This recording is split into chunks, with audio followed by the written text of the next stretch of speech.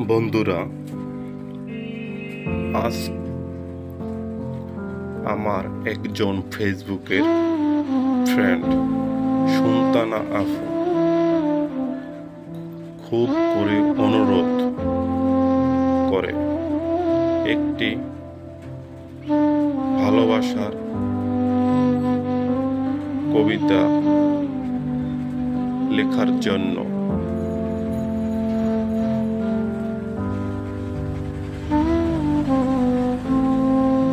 আপু আমাকে একটি প্রেমের কবিতাটি লিখেছে। দেয় না যেন প্রেমের কোনো বিরহ থাকবে না, কষ্ট থাকবে না, শুধু দুজনারই হয়ে থাকবে আজীবন। এমন প্রেমেরময় একটি কবিতা লিখে দাও না আপু, তাহলে স্বামীন সুলতানা আপুকে একটি সর্ববিদিত ছন্দ সুন্দর কবিতাটি লিখে দিলাম।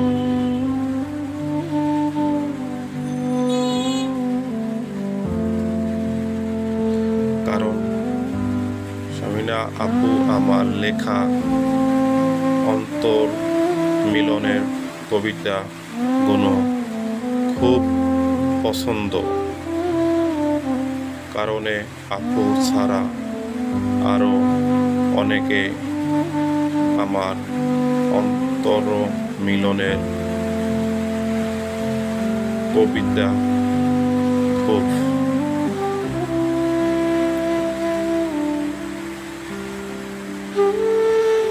খুব খুব পছন্দ করে এবং তাদের প্রত্যেকটি আবেদন আমি প্রতিদিনে যেন একটি করে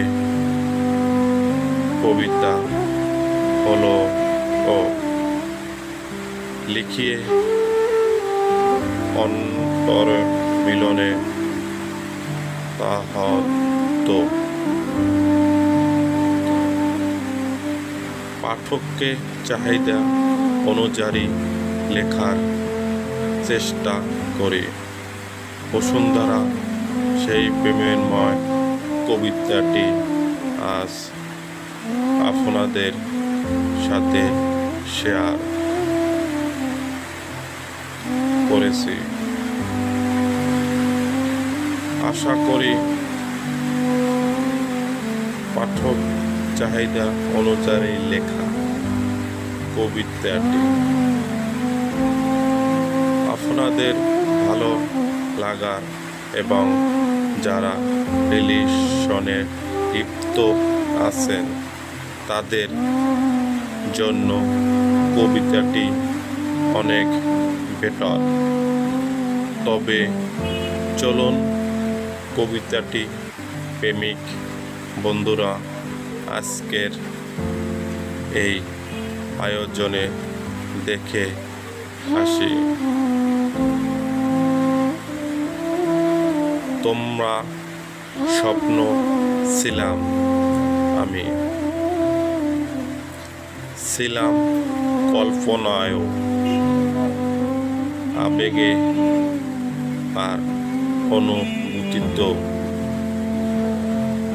মোহনায় তোমার গল্পটি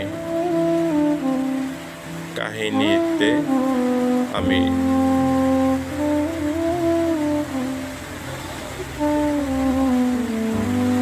তোমার গল্পর কাহিনী আমি প্রেমের বাঁশির সুর সারা জীবনে থাকবো পাশে, যাব নাকো দূরে।